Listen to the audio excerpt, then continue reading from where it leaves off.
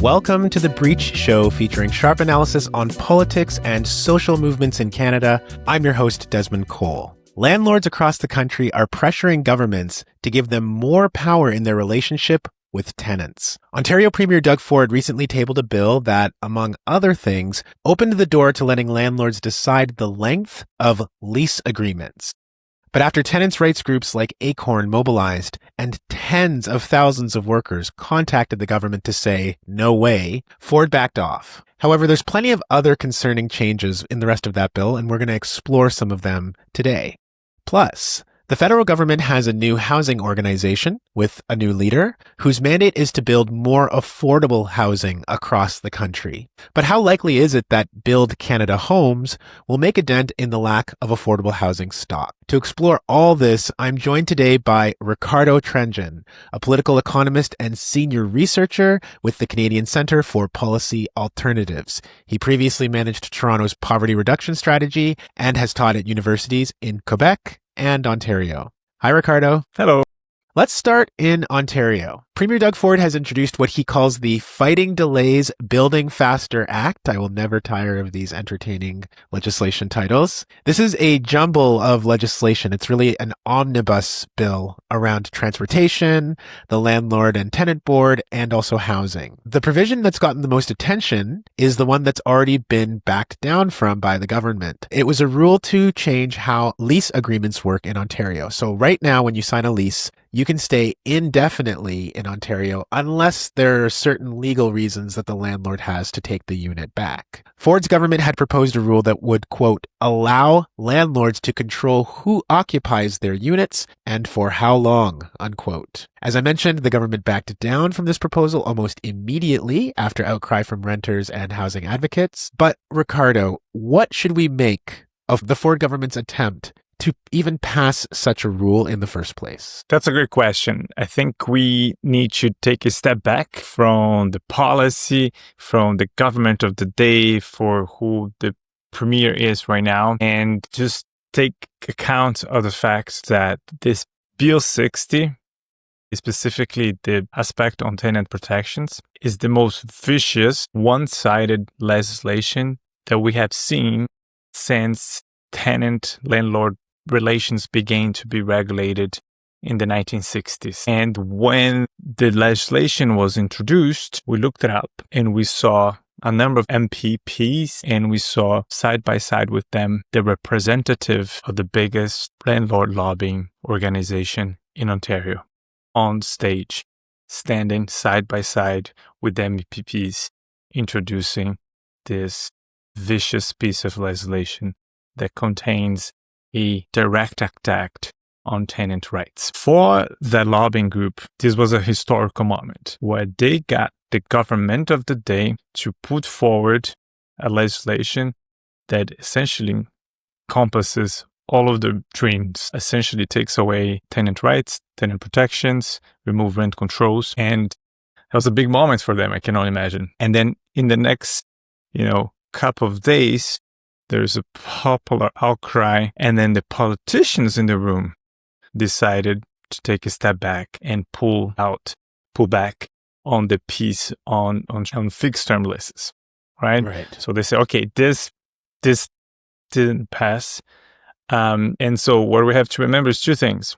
Now, first, there's a bunch of other pieces on that legislation that are going to have a very negative impact on housing security for tenants. And the second piece is that lobbying group is not going anywhere. Right. Maybe they didn't get it this time, but they got as far as getting the government of the day to try the waters. They tried the water, they kind of pulled back, but that lobbying group that is behind the government's proposal is not going anywhere. And then the way our economy works, our economic system works, and the way the housing market works in particular, that lobby group, it's only getting more influential, more powerful, and able to spend more and more resources in that kind of lobbying. The technical briefing that the government used to justify each of these different changes that are in the legislation. We're going to go over some more of them in a moment. Am I correct in my understanding that it sounds like what the government is saying here is this will increase housing supply because when landlords are able to get rid of their tenants more quickly without more recourse for them to say, well, I'd like to stay, that will open up more of the housing market. That is the argument here from the government, is it not? One of the rationale provided for it was that people who have empty units, either empty houses, empty condos, whatever it may be, and they don't rent them out because they don't want to, be in the hook with indefinite leases. So the argument it's very weak for a number of reasons. The first reason is that we don't have that many vacant units to start with. The Auditor General, when introducing the legislation, he said that could, bring to the market tens of thousands or maybe hundreds of thousands of units, and that number it's an absurd exaggeration. It makes no sense when you look at the actual data that we have on vacant units in Ontario. And the second piece that it doesn't make any sense is because currently, even if we have indefinite term leases, landlords do have the right to take the unit back if they're moving back in or if a family member is moving back in, and they have the right to sell the unit at any given time. To say that, that fact that it's an indefinite term lease is disencouraging these landlords from putting their units in the market. It's quite a very deliberately disingenuous argument, I would say. No, thank you for explaining it because I've been trying to make more sense of it and having a hard time, as you can see. It would be easy to claim that this show of force by renters that forced the government to back down on this one piece of their bill was an opportunity to claim victory, but of course, many other threatening changes remain. So particularly related to the Landlord-Tenant Board, and I want to go over a few of them. The Landlord-Tenant Board, of course, is the body that adjudicates disputes in Ontario between landlords and tenants, and whose mandate many know, is already extremely weighted in favor of landlords. So, Ricardo, this proposed law would also do things like shorten the length of time that a landlord has to wait before filing an eviction. It would cut the amount of time that parties have to file a review of an LTB decision. It also removes the requirement in some cases that a landlord has to compensate somebody for the situation that you just mentioned, which is the landlord says, I want to move back into your unit. I want a family member to move back into your unit. The rule stands now that if a landlord wants to do that and they don't give you more than 3 months of notice, then they have to compensate you and give you an opportunity to find a new place. This would remove that provision. So I want to ask you, what do you see as the cumulative effect of all of these changes if they were to pass? I think we're moving towards a evict first, ask questions later approach. That's essentially, I think, what all of those measures combined will do. We're fast-tracking evictions. We're giving tenants less time, fewer recourse, fewer opportunities to appeal decisions. We're just making it so that once you get an eviction notice, there's very little you can do. And it's most likely that you will get evicted, that you will have to vacate your unit. And that's the combined impact of these various measures. They all kind of hit at the same thing. There's even one of the measures that removes some of the discretion of LTB abjudicators, where right now, when making a call on an eviction order, they're allowed to take into account the special circumstances of a family, particularly if the family has children, if anyone in the family has a physical disability, and use that information to cancel the eviction order, but to at least provide the family with more time to vacate the unit. They're even removing that, which is just cruel. Right. And so all of them combined, that we're gonna see likely a lot more evictions, streamlined, and it's gonna be bad. I'm sorry, but it's gonna be bad. It doesn't sound very good. Somebody that you work with took notice of something very interesting, a piece of language in this legislation, in this proposal. I want to read it. Quote, the Tribunals Ontario is exploring options to increase access to Landlord-Tenant Board decision orders with the aim of providing greater access and transparency of its decisions. The increased access will be another vetting resource available to landlords and tenants to consult prior to entering lease agreements, unquote. Now, that could sound good on the surface. I mean, everyone likes transparency. Everyone likes access. What is it that you find concerning, though, Ricardo, about that language that I just read? My interpretation of that proposal is that the government is intending to allow landlords to have access to the records of a tenant. Meaning, if you ever fell into arrears and because of that, you're evicted, that gets recorded somewhere within the landlord and tenant board.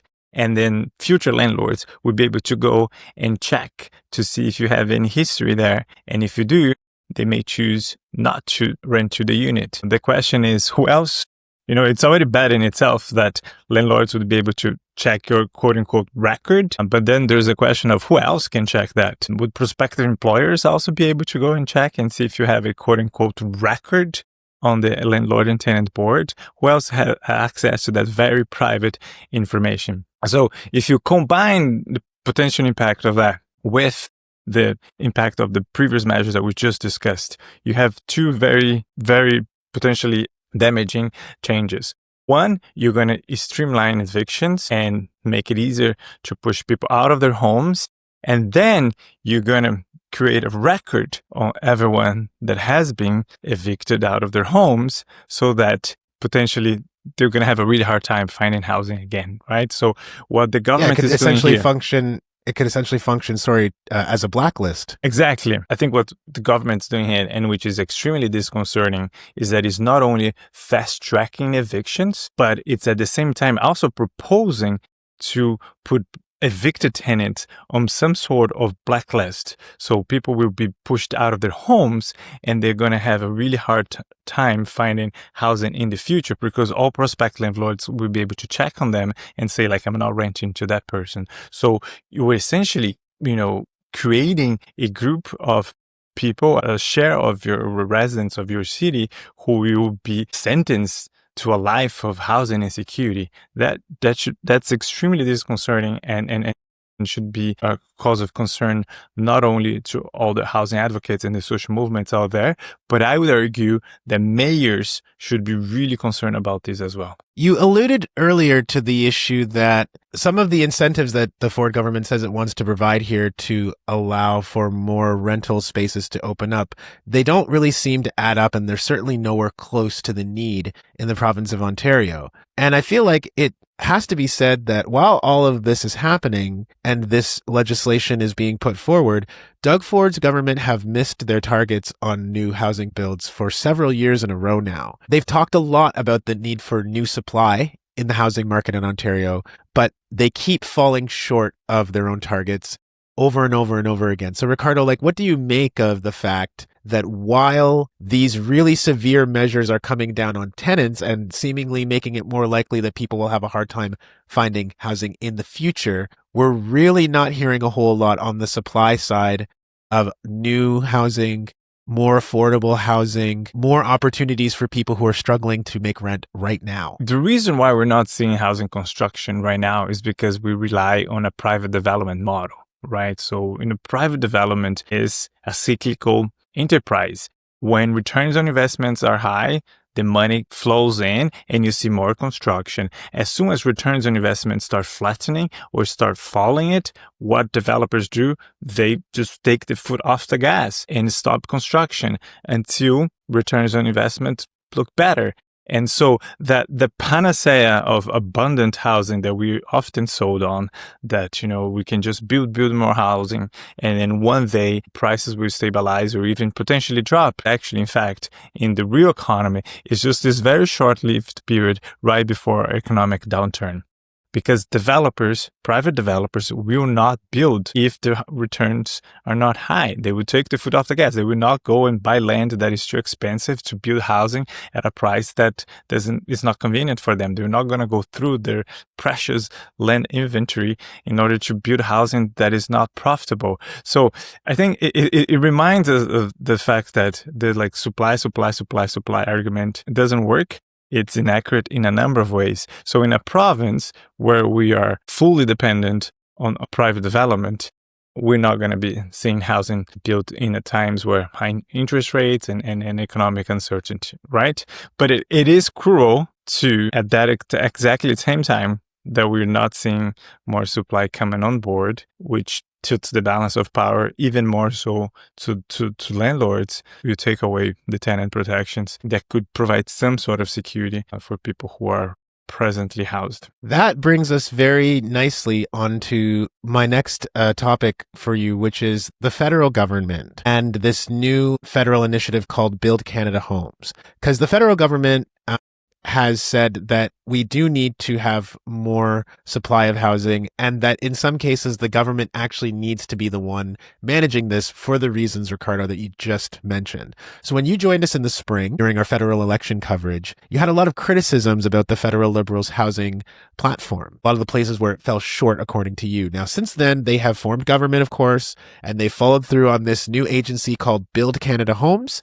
And the person who has been appointed to lead it is called Anna Bailau. Bailau is a former city councillor and deputy mayor of Toronto, and she's also a former leader at Dream Unlimited, a private development corporation and one of Canada's largest property management companies. The York Southwestern Tenants Union, a very strong tenants union in the city of Toronto, responded to Bailau's appointment by saying, quote, Bailau's bosses are the big developers and landlords, the ones who evict the most tenants, the ones who use AI to inflate rents, and the ones who go after any public land they can get their hands on, unquote. So they were quite critical of this appointment of Anna Bailau as this new Build Canada Homes leader. What are your thoughts, Ricardo, on her appointment? To take a step back, Mark Carney's housing planks and Justin Trudeau's national housing strategy are seemingly different. Trudeau focused mostly on providing subsidies and loans to private developers, hoping that supply alone would bring some affordability, and in some cases, in some programs, asking some of the units to be rented at below market prices.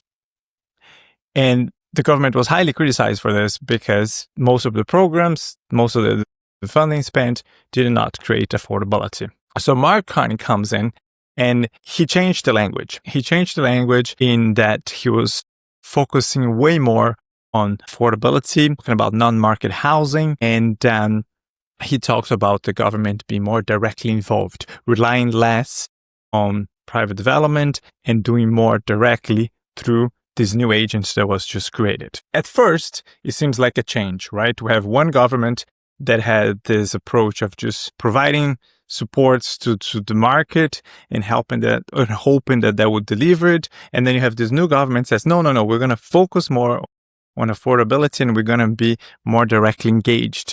And at first, it was a shift that some people felt that it was a shift in the right direction. But we don't know the details yet of that, what Canada Build Homes will actually deliver. How they're going to do this matters a lot.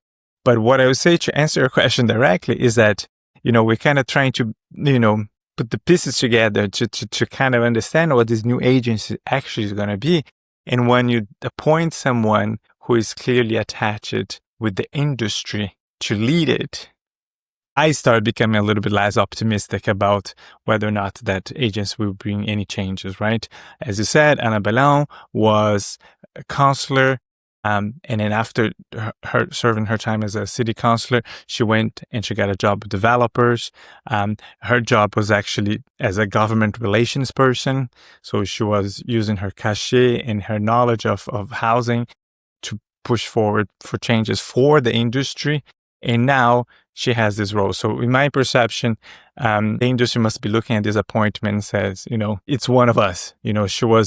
She was loving in our behalf and now she has the key to the building, sort of thing. Interesting. Now, let's get into some of the how this program could work, because the truth is that the way we organize our families and our communities is really constrained in part by what type of housing is actually available for us to live in. So, for example, I'm speaking to you from Toronto. We have a lot of very small shoebox type of condos that are only suitable for one or maybe two people to live in. And I wonder, at least in theory, is there a prospect for different kinds of homes and units than that to be built through this Build Canada Homes project that would be coming not through private developers, but from the government itself? There is.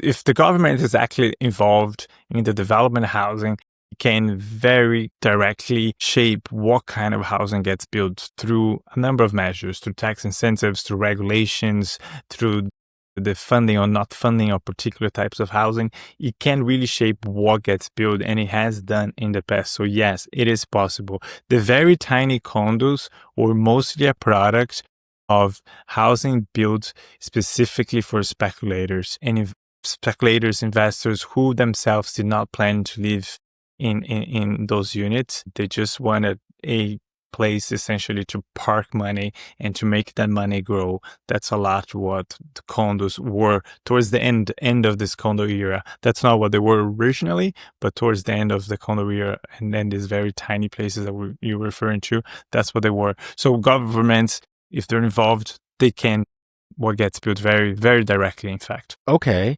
Now, we do know that there are 6 sites of public land that the government has set aside right now for Build Canada Homes. They say that they have the capacity right now to build about 4,000 units on these 6 sites in different cities. What do we know about these 6 sites, Ricardo? Are they in places where there's already a lot of existing infrastructure? Or are they out in places that are underdeveloped? Are they in places where you already have existing sewer systems and water systems? Or is this kind of like the Doug Ford vision where we go out into the pristine greenbelt where there's literally nothing and we start from scratch and develop housing? What do we know about the kind of communities that could form out of these public lands that the government has set aside? I don't remember the exact location of all of them, but I remember thinking they were by and large in densely populated areas already, not downtown cores per se, but places like Laval, which are like right adjacent to the island of Montreal. And I think to be honest, I think what guides decisions about sites the most is land availability. And that has been the case in the past too. I think the government is trying to use public land, federally owned land, so-called crown land, to reduce the price of the project from the get-go. And that would be a key factor determining where these projects go. Fair enough. Your colleague from the Canadian Centre for Policy Alternatives, Mark Lee, wrote about Build Canada Homes. Now, this was back right after the election. And you've mentioned that we have as little information now as we really did at that point. But at that time, Mark Lee said that Build Canada Homes was, quote, a promising model for developing new housing supply, in particular for low to middle income households that has not been built by the private sector, unquote. But because we don't have the information from the Liberal rollout, even now in October, how optimistic are you that this plan can actually make a dent in the need for like new national housing supply? It depends a lot on how they go about it.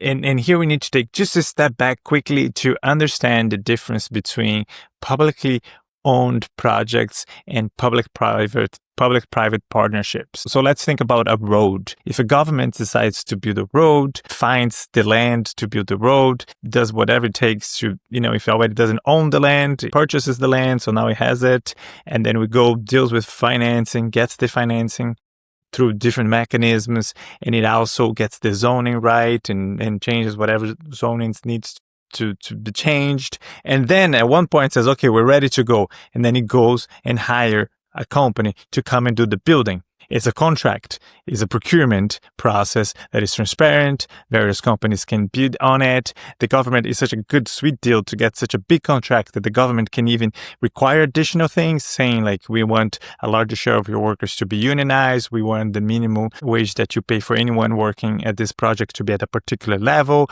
We want you to have apprenticeship opportunities. You can even create some of the so-called community benefits because it's such a good project and a lot of the people bidding on it really wants it.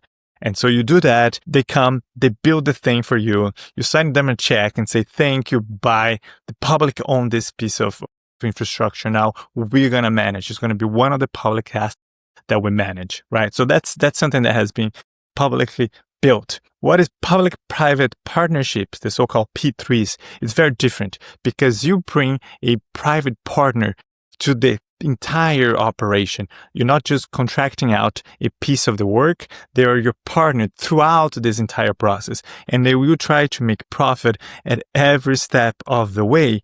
And most importantly, often at the end, they're tasking with operating it. So if you're talking about a road, it's likely to be going to be a toll road for however many years it was agreed upon. Usually, 9 years or something of that of that kind of length. If you're talking about transit, for example, it's likely that it's going to be also operated by this private consortium that was part of the development, and they have all sorts of great conditions attached to it. Great from the perspective of the consortia. It's going to be, they're insured a certain levels of revenue, and the risk stays with, usually the government bears the risk, right? So we often refer to public-private partnerships as private profit and public risk, right? They're insured certain amounts of profit, but the risk is actually borne by the government and the broader public. So this is important. Why?